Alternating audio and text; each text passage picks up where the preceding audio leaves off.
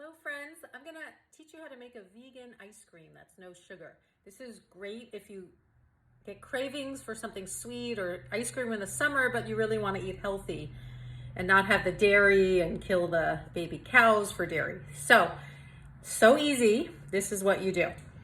You put in the blender 2 bananas. You can double it if you want to make twice the amount. About 6 dates, and that's going to be your natural sweetener. And then I put in spinach. That wasn't in the original recipe, but might as well get some greens. It tastes really good. Frozen organic berries, I put in fresh blueberries. 2 tablespoons vanilla extract. Double it if you're doing the 4 bananas versus 2, and then the bananas. And that's it. You blend it up, and then you will have a delicious vegan ice cream, and then freeze it, and there you go.